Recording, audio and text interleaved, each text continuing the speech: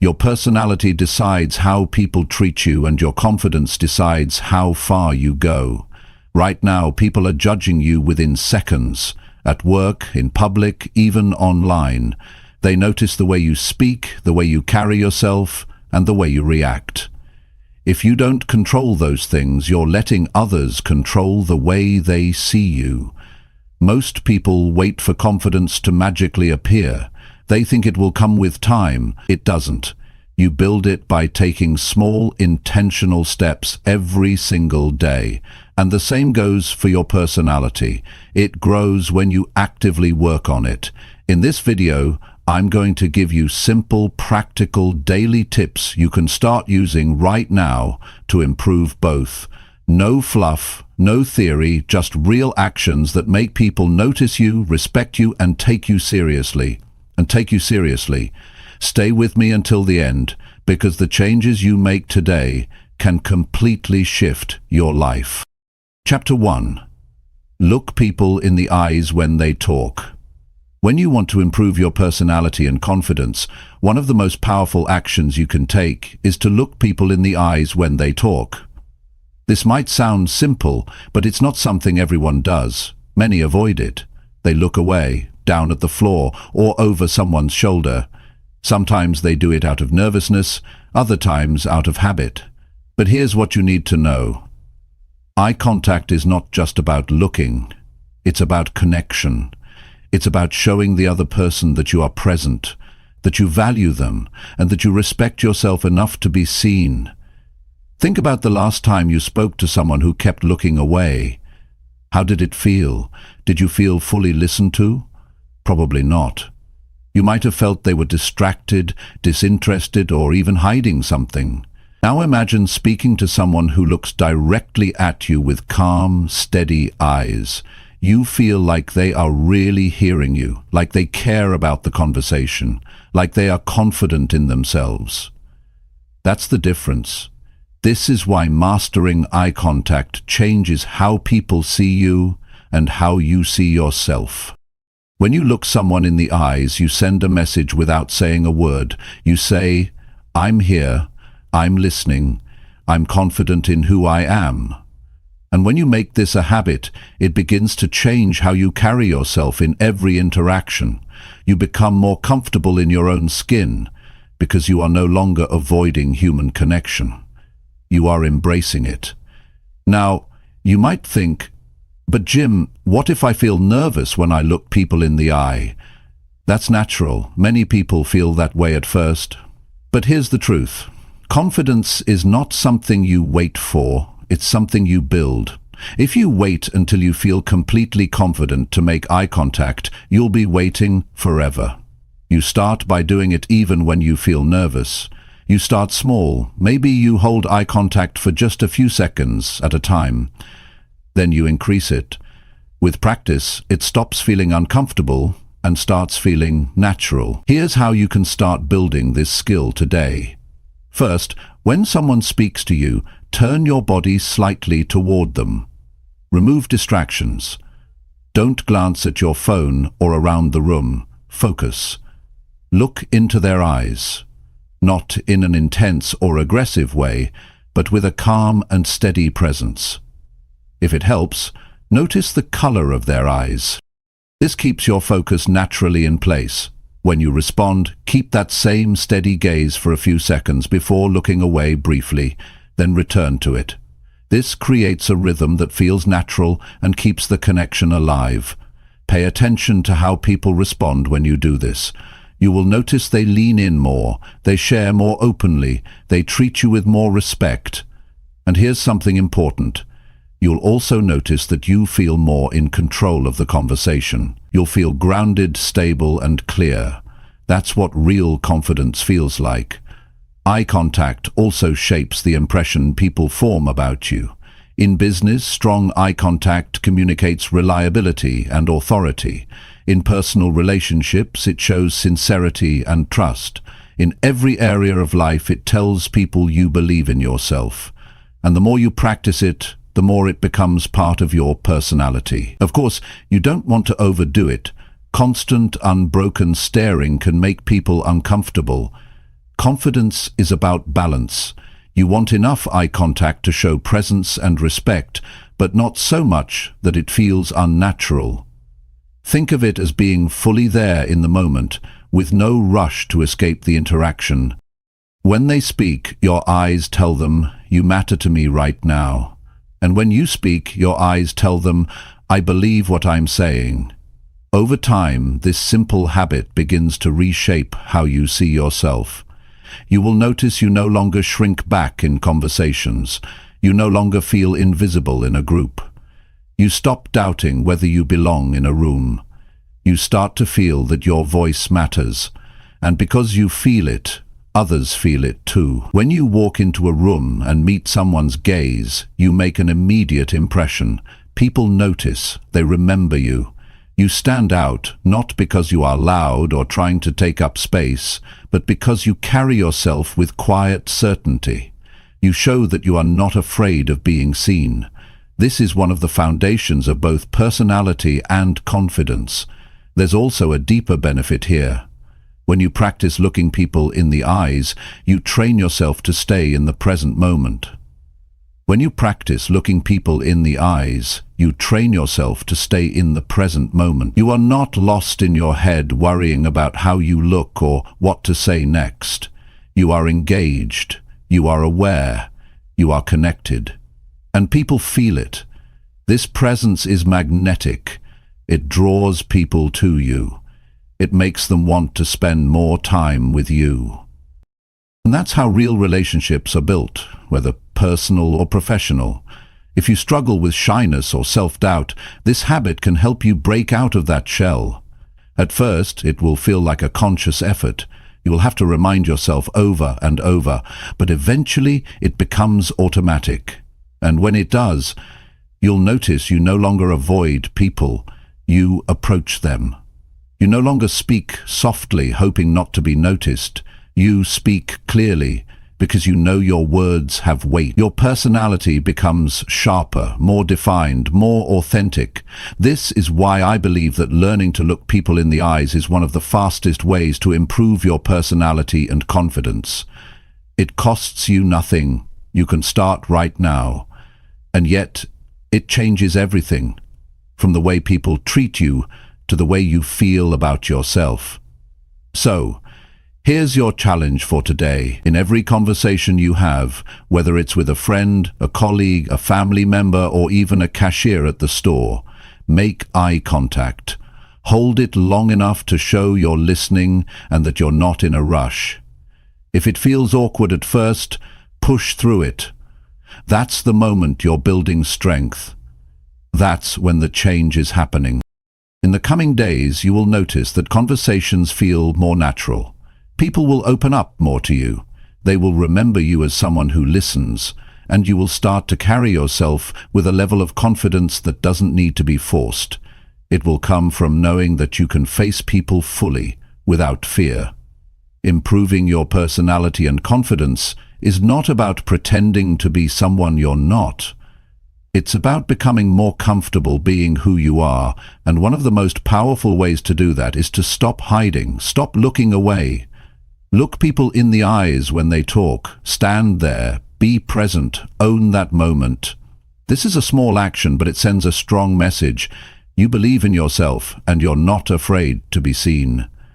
If you start practicing this today and commit to it daily, you'll see the difference, not in months or years, but in days. Because the moment you start showing up fully in your conversations, people will see you differently. More importantly, you will see yourself differently. And that change, that shift in how you feel about yourself, is the real reward. Chapter 2. Say your opinion even if it feels uncomfortable. Speaking your opinion when it feels uncomfortable is one of the most important skills you can ever develop for building confidence and shaping a strong personality. It is not just about having a voice, it's about using it, even when your heart is racing and you would rather stay silent. People often avoid sharing their real thoughts because they fear being judged, disliked, or misunderstood. But if you let fear decide when you speak, you'll spend your life agreeing with things you don't agree with, following paths you don't believe in, and hiding the real you from the world. That's not living fully, and it's certainly not how you build strength of character. There will be times when you know the truth, but saying it will cause tension. You might be in a meeting where everyone is nodding along with a bad idea. You might be with friends who are all agreeing on something you know is wrong. In moments like these, your mind starts debating, should I say something? What if they think I'm wrong? What if I make things awkward? That inner hesitation is exactly where confidence is tested and built. The easiest choice is to stay quiet. The better choice, the one that shapes your personality, is to speak. When you share your opinion, even in uncomfortable moments, you prove to yourself that your voice matters. You stop waiting for approval to exist. And the more you do this, the less fear controls you. You begin to trust yourself in every environment. That trust becomes part of your identity. It shows in how you stand, how you talk, and how people respond to you. It's important to understand that saying your opinion doesn't mean being rude, harsh, or forcing your ideas on others. Confidence is not aggression. The goal is not to win every discussion. It's to express yourself honestly while respecting others. That balance is what earns respect. People may not agree with you, but they will remember you as someone who stands by their beliefs. And over time, that is far more valuable than being known as someone who always agrees just to keep the peace. The fear of speaking up usually comes from a few places. Sometimes it's a fear of rejection, worrying that if someone disagrees, it means they dislike you. Other times it's the fear of making a mistake in front of others. And in many cases, it's simply a habit built over years of staying silent. The good news is that habits can be broken. You can train yourself to speak up, just like you can train yourself to work out or learn a new skill. It starts with small steps. If you're not used to sharing your opinion, begin in lower stakes situations. If you're in a group deciding where to eat, say what you prefer, instead of saying, I don't mind. If you're discussing a topic you know something about, share your knowledge instead of waiting for someone else to say it first. These small moments teach your mind that nothing bad happens when you speak up. And each time you do it, you take another step toward breaking the pattern of silence. Once you start building that habit, you'll notice something powerful. Speaking your opinion is not just about the moment. It shapes how people view you long term. In your workplace, it positions you as someone who can contribute ideas and think independently. In your personal life, it makes you someone who is real and trustworthy. People can sense when you are authentic, and authenticity attracts respect. Now, there's another truth you need to accept. Sometimes when you speak your opinion, people won't agree with you. That's okay. Disagreement is part of life. What's not okay is silencing yourself just to avoid it. When you're willing to share your perspective, knowing that some people will reject it, you are free. You no longer depend on everyone's approval to feel secure. That freedom is a core part of true confidence. One of the biggest mistakes people make is thinking they need the perfect words before they can speak up. They overthink every detail, and by the time they're ready, the moment has passed. Understand this. You don't have to be perfect to be valuable. Your opinion is worth hearing, even if it's not perfectly polished. Confidence comes from expressing yourself clearly and honestly, not from delivering a flawless speech. To make your opinion land well, focus on your delivery. Speak at a steady pace. Keep your tone calm but firm. Look at the person or people you're addressing, Avoid fidgeting or looking away. These small physical actions reinforce your words with presence. People don't just hear what you say, they feel how you say it. And when your presence matches your message, your words carry weight. Saying what you believe also changes how you see yourself. You start to feel more responsible for your own life. You stop waiting for others to take the lead. You stop letting situations pass by where your voice could have made a difference. This builds a sense of pride. Not the arrogant kind, but the kind that comes from knowing you didn't hide. That pride becomes a quiet source of strength you carry everywhere. There's also another benefit you may not think about. When you speak your opinion, you give permission for others to do the same. Many people stay quiet for the same reasons you might have. They're afraid of judgment, of awkwardness, of making a mistake. When you break that silence, you make it easier for them to follow.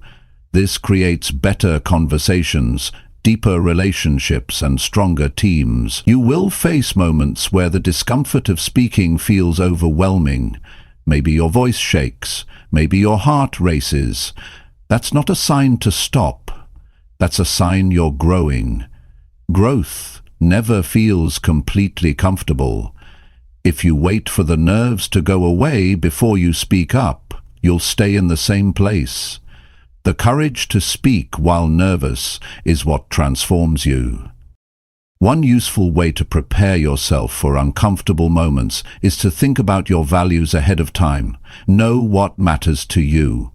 If you are clear about what you stand for, it's easier to speak up when a situation challenges those values. You won't have to scramble to decide, you'll already know where you stand. This clarity makes your confidence stronger, because you're not just speaking randomly, you're speaking from a place of conviction. You should also understand that speaking your opinion is not about dominating a conversation, it's about contributing. That means you also have to listen. Confidence is knowing your opinion matters, but wisdom is knowing that others' opinions matter too. When you respect both, you become the kind of person people want to hear from, because they know you're not just talking, you're engaging. Over time, speaking your opinion in uncomfortable moments becomes less about courage and more about habit. You'll notice that you no longer hesitate as much. You'll begin to feel comfortable addressing a room, stating your position in a meeting, or expressing a different viewpoint among friends. What once felt like a risk will start to feel natural. The people who succeed in life are rarely the ones who always stayed safe and silent. They are the ones who are willing to risk being uncomfortable in order to be true to themselves. If you want to build a personality that stands out and confidence that holds up under pressure, you need to be one of those people. Start practicing today. The next time you feel that hesitation rising in your chest, the urge to stay quiet when you have something real to say, choose the harder option. Speak. Say your opinion clearly and respectfully. Then notice how you feel afterward. You'll realize the discomfort passes quickly, but the strength you gain stays with you. Do it again tomorrow, and again the next day. This is how you change who you are in the eyes of others, and more importantly, in your own eyes. Each time you speak your opinion, even when it feels uncomfortable, you are proving to yourself that your voice matters, that your presence matters, and that you have the courage to stand by what you believe. Over time, this will not just improve your confidence, it will become the foundation of the person you are proud to be. Chapter 3. Greet people first to show you are confident. Greeting people first is one of the simplest yet most powerful habits you can develop if you want to project confidence and leave a strong impression. Many people underestimate how much influence this one action has on how others see you and how you feel about yourself. When you take the initiative to greet someone, you are showing that you are open, approachable, and secure enough to be the one to start the interaction. You're not waiting to be noticed, you're taking the first step to connect. That sends a powerful signal to the world about who you are. Most people wait for others to make the first move. They look down at their phones, pretend to be busy, or wait until they're sure the other person will acknowledge them first. The problem with this approach is that it keeps you passive. It makes you appear uncertain, even if you're not. Confidence is about showing presence without hesitation, and greeting people first is a clear and direct way to do that. When you walk into a room and say good morning or hi, how are you before anyone else does, you set the tone. You're establishing the energy of the interaction from the start. People respond to that leadership. They see you as someone who is comfortable engaging with others. Over time, they begin to expect that you will be the one to bring warmth and positivity to a situation, and that reputation builds trust and respect. It's important to understand that greeting people first is not just about being polite, it's about influence. The first few seconds of any interaction often determine how the rest of it will go. If those seconds are filled with hesitation or silence, you lose an opportunity to shape the exchange. But when you greet first, you're controlling the first impression. You're saying without words, I'm comfortable here, I'm glad to see you, I'm ready to engage. Some people hold back because they feel awkward or fear being ignored. They worry that if they greet someone and don't get the same enthusiasm in return, it will be embarrassing. But that thinking comes from focusing too much on other people's reactions instead of focusing on the action itself. Confidence isn't about guaranteeing a certain outcome, it's about acting from your own strength regardless of how others respond. Even if someone barely acknowledges you, you've still sent the signal to yourself that you are capable of initiating. That self-message matters more than their reply. Greeting first also changes the way you carry yourself in daily life. You walk into spaces with more awareness. You're not just trying to blend into the background, you're participating. You're paying attention to people, noticing their presence, and acknowledging it. This awareness makes you sharper socially because you're not just thinking about yourself, you're thinking about the environment and the people in it. It's worth mentioning that the way you greet people matters. A weak or hesitant greeting can send the opposite message from what you intend. If you mumble or barely look up, you're not projecting confidence. The goal is to make your greeting clear, audible, and paired with genuine eye contact. Stand or sit upright. Speak with enough volume to be heard without shouting. Add a small, natural smile to show warmth. These details combine to create an impression that's both friendly and self-assured. This habit also creates opportunities. People remember those who acknowledge them. They remember feeling seen. If you consistently greet people first, you'll find that more people approach you, more conversations start naturally, and more relationships form. You'll become known as someone who's easy to talk to, and that reputation can open doors socially and professionally. In a workplace, greeting colleagues before they greet you can shift the culture around you. It reduces barriers, increases cooperation, and helps you stand out in a positive way. In social settings, it breaks the tension of unfamiliarity and helps others relax. Even in everyday public situations, a shop, a coffee line, a neighbor's driveway, a simple hello initiated by you can turn a silent moment into a connection. One key to building this habit is to make it automatic. Don't overthink it or wait for the perfect moment. As soon as you see someone you know, greet them. If you're passing a stranger in a friendly environment, give a quick hi or good morning. At first, you may have to consciously remind yourself, but after enough repetition, it becomes second nature. And once it's second nature, your personality starts to be defined by this easy confidence. Greeting people first can also help break patterns of social anxiety. Many people avoid interactions because they fear rejection. They think, if I don't initiate, I can't be turned down. But that fear keeps them from building the social skills that would actually make rejection less likely. By greeting first, you face that fear in small doses.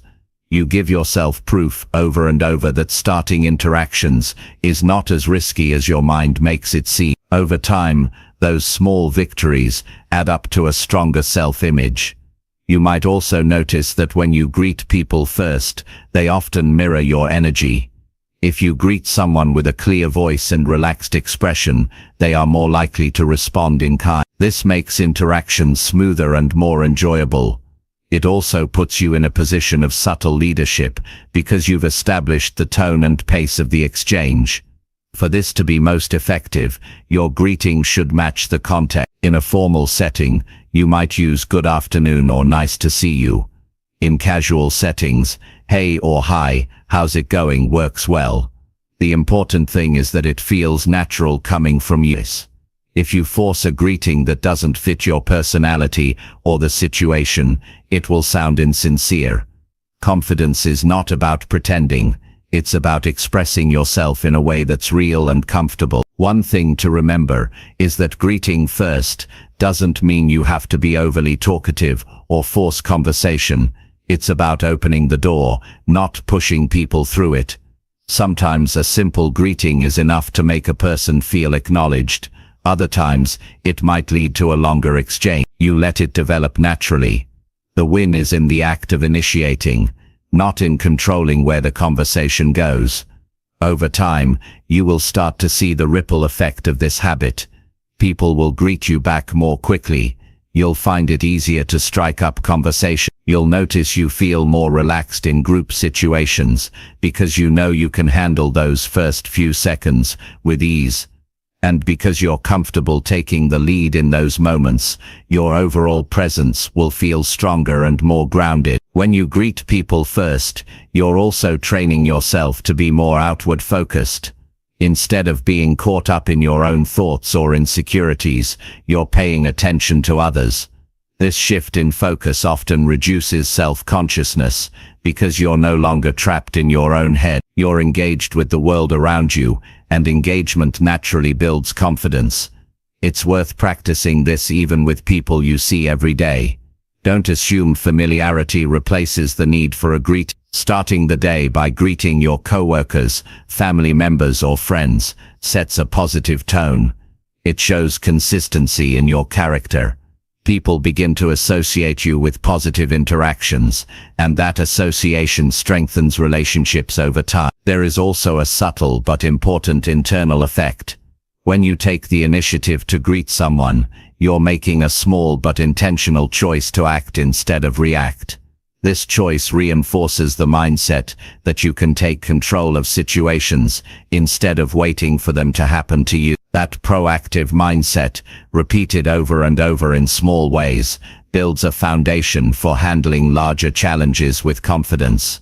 Greeting people first might seem like a small detail, but it's often the small details that shape how others experience you. Every time you choose to be the one to start the interaction, you are reinforcing the idea that you are comfortable, capable, and confident.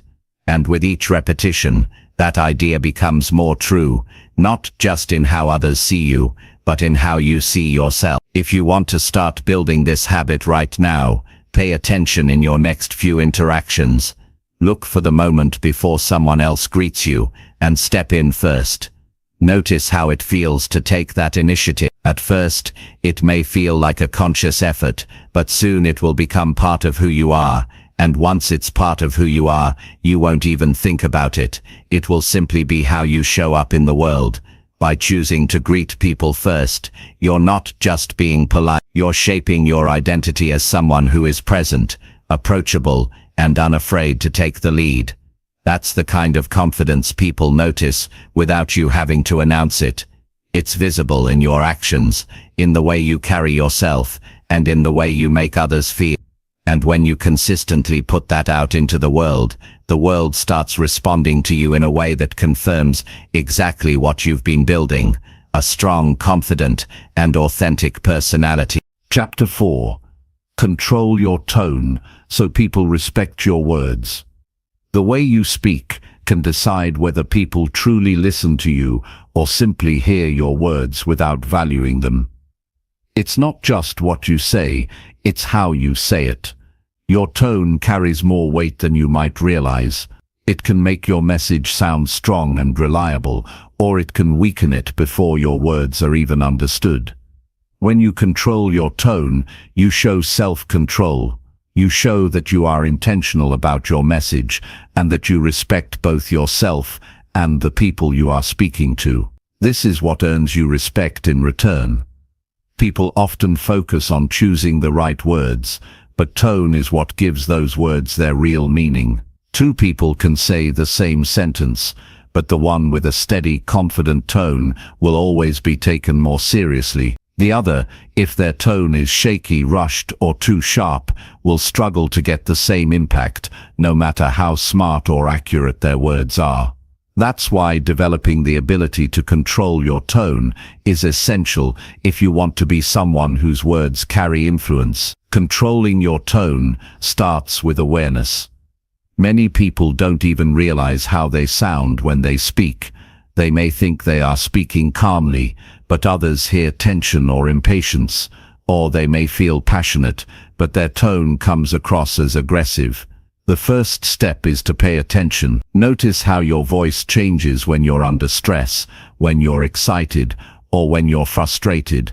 You can even record yourself in conversation to hear what others hear.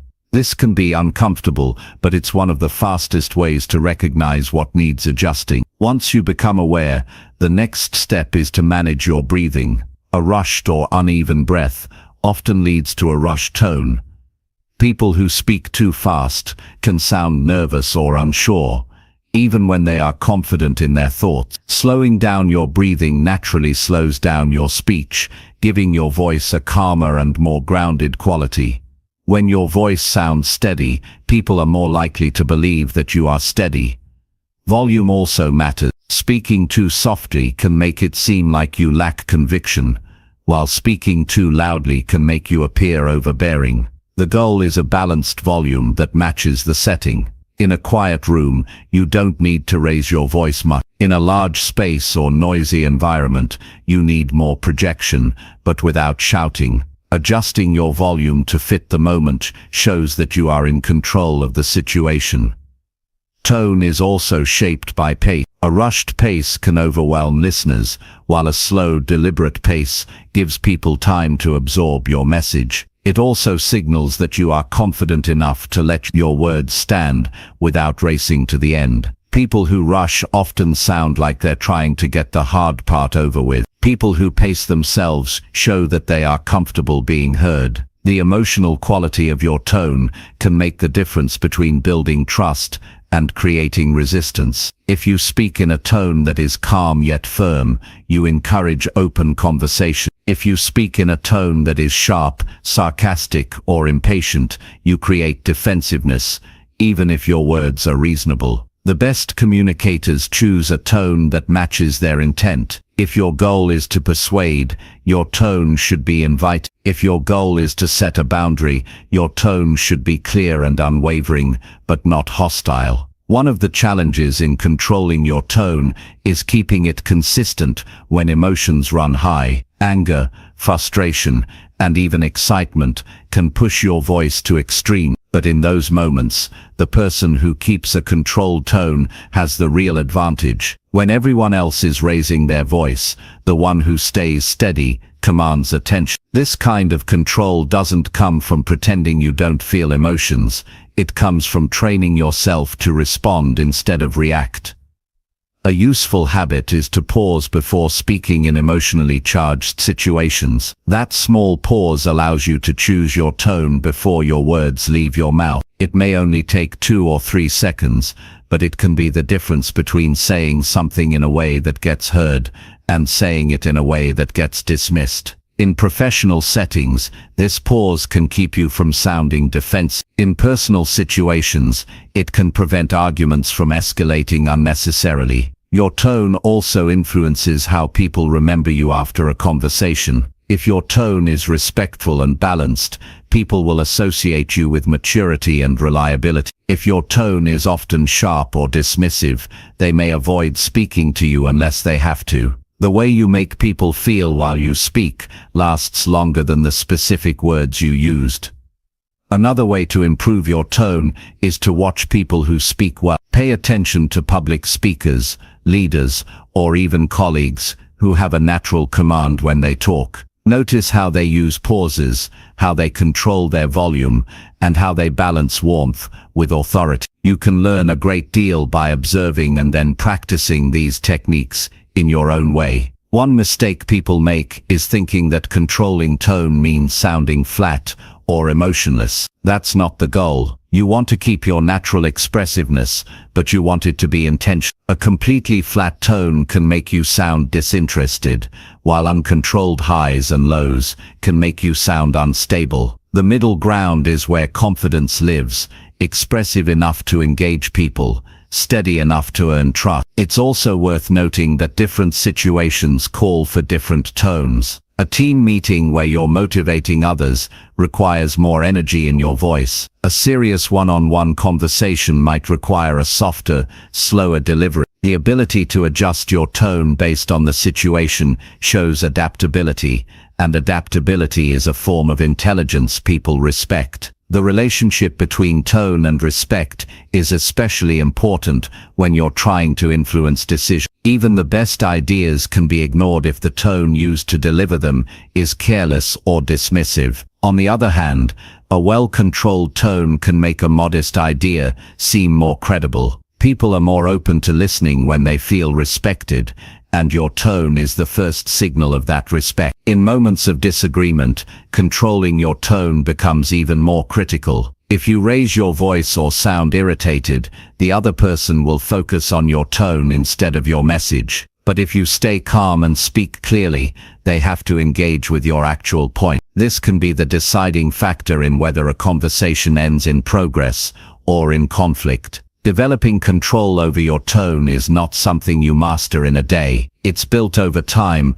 through repeated practice in both easy and difficult conversation. You can start right now by paying attention to your next few interactions. Notice how people respond to you. Are they leaning in and engaging, or do they seem closed off? If you see resistance, ask yourself whether it's your words or your tone that might be creating it. The more you practice, the more natural it becomes. Eventually you won't have to consciously think about adjusting your tone.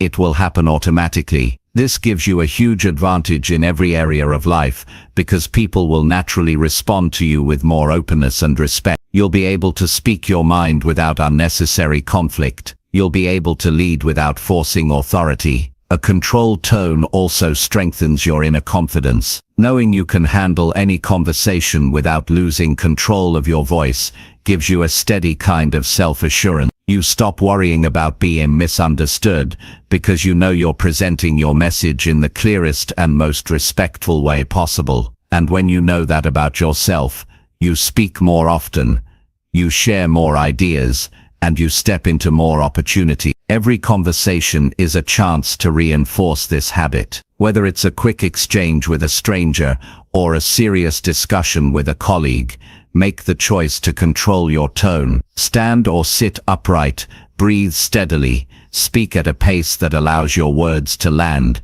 and keep your voice steady. When you do this consistently, people will listen, not because you demanded it, but because you earned it. When people respect your words, they also respect you, and controlling your tone is one of the most reliable ways to make sure that happens. It's a skill worth developing because it serves you everywhere in your work, in your relationships, and in your personal growth. The more you master it, the more powerful your communication becomes, and the more influence you have in shaping your life. Chapter 5. Stand still when speaking to hold full attention. When you speak, every part of your body communicates something, even before people process the words you say. The way you move, the way you hold yourself, the way you stand, it all sends messages to the people watching and listening. If you want your words to carry weight, you need to create the conditions that help people focus entirely on them. One of the most effective ways to do this is to stand still while you speak. Staying grounded physically sends a message of self-control and certainty. It tells your audience, whether it's one person or a room full of people, that you are in command of your message and you are worth listening to. Many people don't realize how distracting unnecessary movement can be. They fidget, shift their weight from one foot to the other, tap their hands, or constantly adjust their clothes. Some pace back and forth without realizing it. These actions might feel natural in the moment, especially if you're nervous, but they dilute the strength of your delivery. People's eyes start following your movements instead of focusing on your words. Their attention shifts from the content of your message to the way you're moving. By eliminating these unnecessary movements, you make it much easier for your message to land. Standing still does not mean being stiff or rigid. It means being stable, composed, and intentional with any movement you make. Your body should support your words, not compete with them. When you are grounded, you create a sense of presence that is impossible to ignore. People instinctively give more attention to someone who appears steady and composed because it communicates confidence and authority. The moment you begin speaking, your audience, whether consciously or unconsciously, starts forming an impression about you. If you appear restless, that impression will be one of uncertainty. If you are still, focused, and calm, that impression will be one of confidence. This is true in every setting: in a job interview, in a meeting, on stage, in a conversation with a friend, or even while introducing yourself to someone new. To stand still effectively, you first need to be aware of your own physical habit. Most nervous movement happens without conscious thought. The next time you speak, pay close attention to what your body does. Do you sway side to side? Do you rock on your heels? Do you cross and uncross your arms? Once you notice these habits, you can start replacing them with a grounded stand. Stand with your feet shoulder-width apart. Keep your weight evenly distributed. Relax your shoulders. Let your arms rest naturally at your sides when you're not using them to emphasize a point. This position not only looks confident, but also feels stable, which helps calm your nerves. Another key part of holding attention is using purposeful movement when you choose to move. If you step forward slightly while making a strong point, it feels intentional and adds emphasis. If you use a hand gesture to illustrate an idea, it draws the listener in. But when you move without purpose, it drains the power from your delivery. People should never feel like you're moving because you're unsure. They should feel like every movement adds something to your words. Standing still while speaking also helps you project your voice more effectively. Constant movement can make your voice sound uneven or rushed. A stable stance allows you to breathe properly, control your tone, and maintain a steady pace. This makes your message sound more deliberate and clear. When your audience hears that steadiness in your voice and sees that steadiness in your posture, they naturally pay closer attention. There's a psychological element to this as well. Stillness in the speaker creates stillness in the listener. When you are composed, you give the audience a reason to focus entirely on you. People sense when someone is fully present in the moment. They can feel when your attention is on the conversation rather than on your own discomfort. That presence is magnetic. It draws people in without you having to force it. It's important to remember that stillness is not about suppressing your energy. Energy is crucial to engaging people, but it should be directed into your words and facial expressions rather than scattered into restless movement. When your energy is focused, it amplifies the meaning of your words instead of competing with them. This is why some of the most compelling speakers in the world can stand in one spot and still hold the attention of hundreds of people. They channel their energy into their message, not into random physical actions. This habit is equally powerful in one-on-one situations. If you're speaking to someone about something important and you keep glancing away, shifting your position, or moving around, they might feel like you're distracted or unsure. But if you stand or sit still, look at them directly, and deliver your thoughts with calm certainty, they will feel the importance of what you're saying. That kind of presence makes people trust you more. Building the habit of stillness while speaking requires practice, especially if you tend to move a lot when nervous. You can start by practicing in low-pressure situations. When you're talking to a friend, focus on keeping your feet planted and your movements minimal. When you're explaining something at work, be aware of how you're standing. Over time, this awareness becomes natural, and your body automatically takes on a more grounded posture when you begin speaking. Stillness also helps you control the pace of the conversation. Movement can often speed you up without you realizing it, making your words feel rushed. When you are still, you have more control over the timing of your delivery.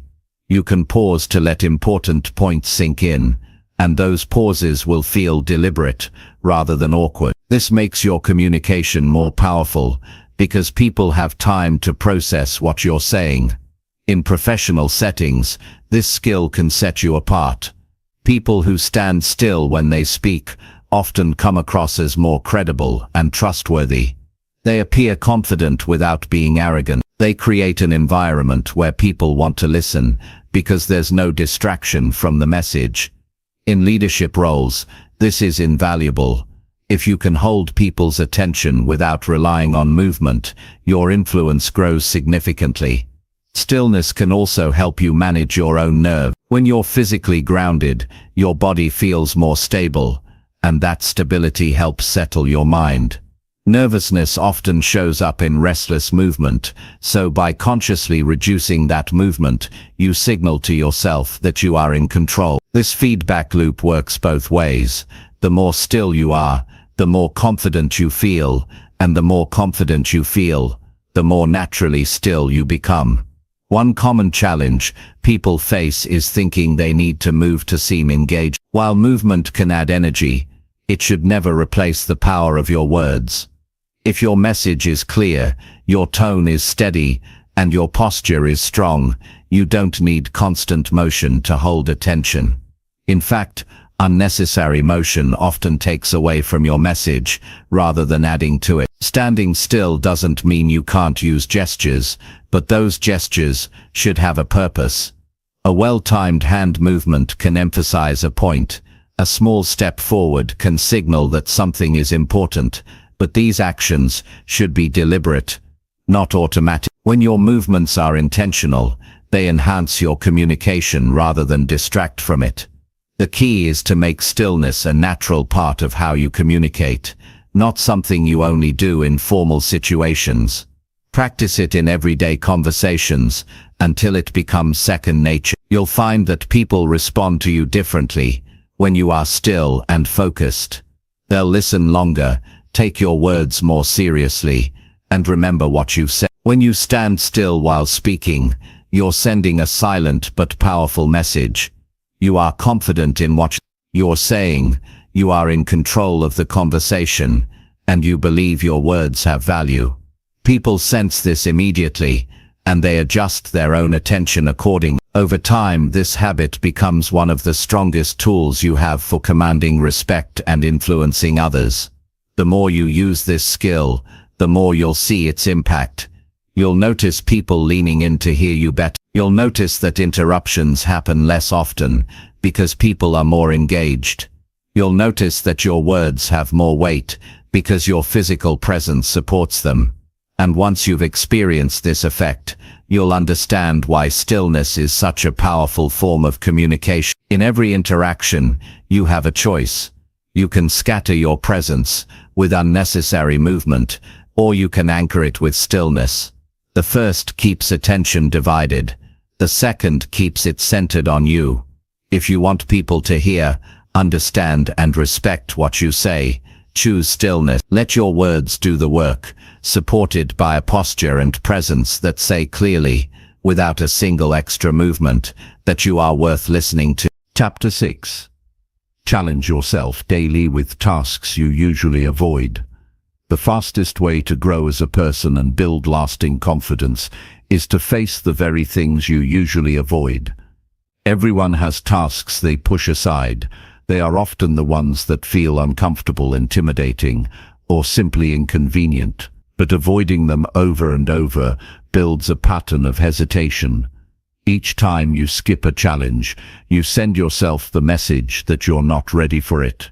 Over time, that message becomes a belief, and that belief limits your growth. The only way to break it is to do the opposite. Take on those very tasks every single day until the fear or resistance they create no longer controls you. Challenging yourself daily doesn't mean trying to do something impossible. It means deliberately stepping into situations that stretch you, even if they're small. It could be making a phone call you've been putting off, speaking up in a meeting, trying a workout you've been avoiding, or learning a skill you've been telling yourself you're not good at. These actions may seem minor in isolation, but their real value comes from the habit they create. When you train yourself to face challenges instead of avoiding them, you rewire the way you approach life.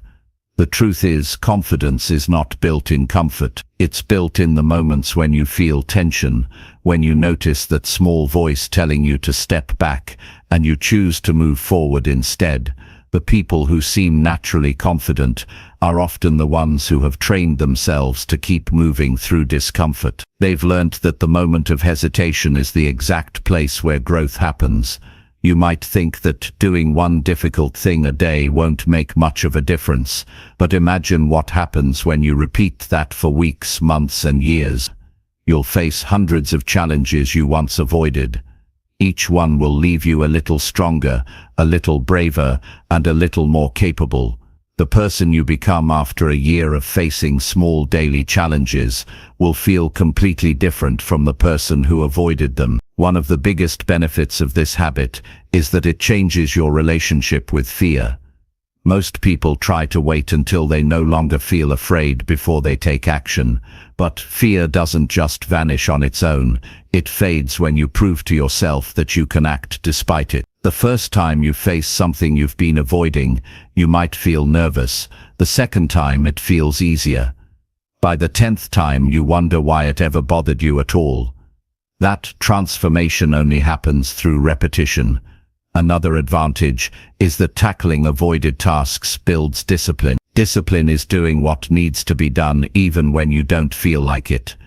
Every time you push yourself to complete something you'd normally put off, you're strengthening that discipline, and the stronger it gets, the more reliable you become in all areas of life. You stop waiting for motivation to strike and start acting because it's the right thing to do. That reliability is a huge part of both personality and confidence.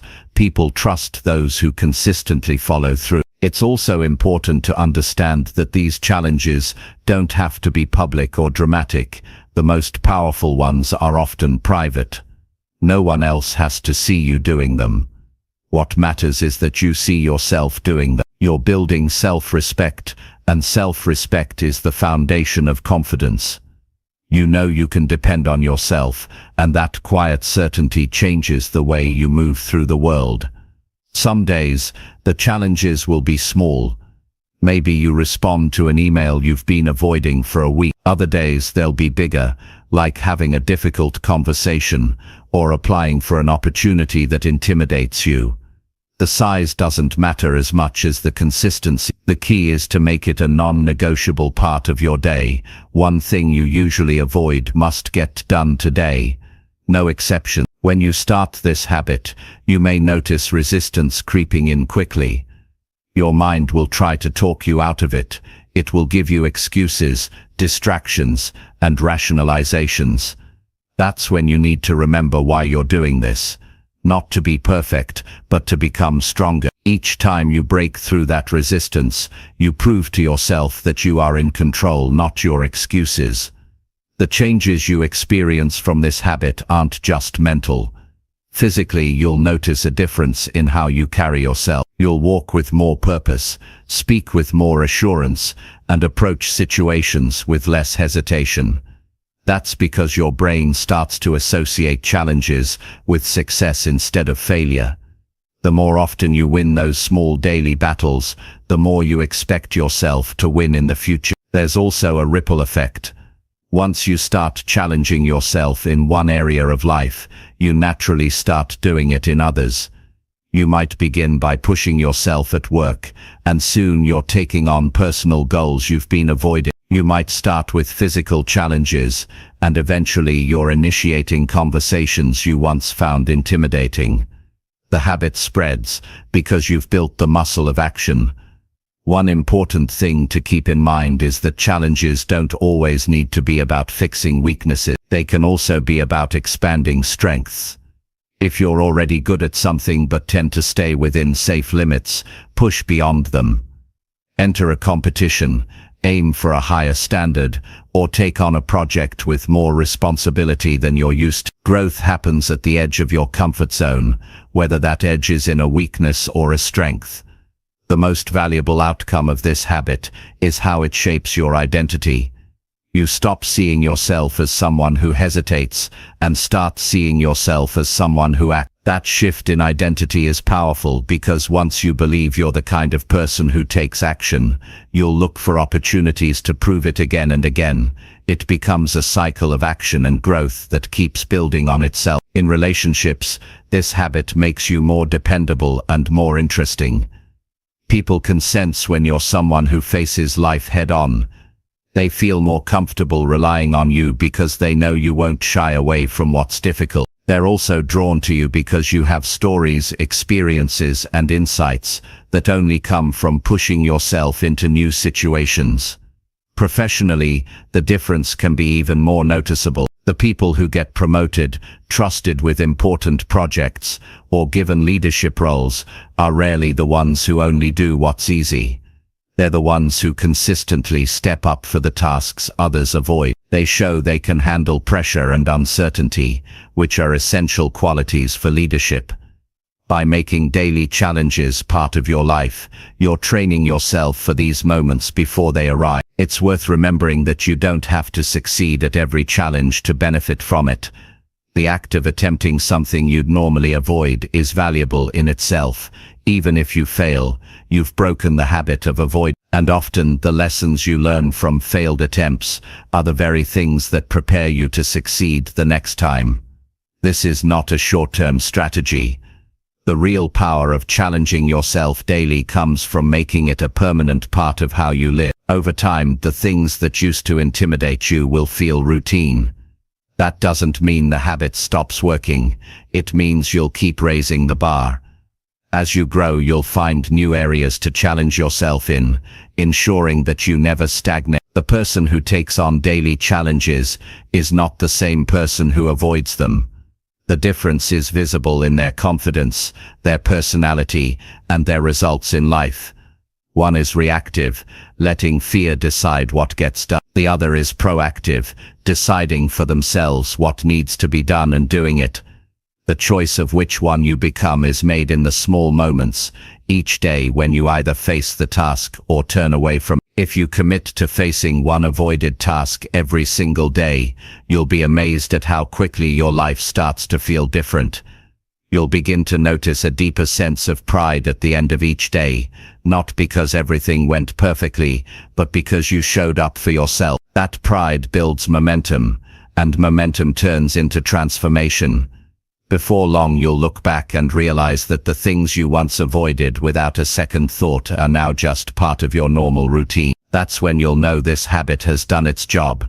It has made you stronger, more capable, and more confident than you were before. And the best part is, there will always be another challenge waiting for you tomorrow, ready to push you just a little further and help you grow into the person you're capable of becoming. Chapter 7. Speak slower to make your words more powerful. The speed at which you speak can determine whether your message has a real impact or fades into the background.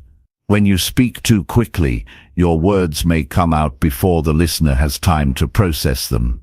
They might catch your sentences, but miss your meaning. They might hear you, but not feel you.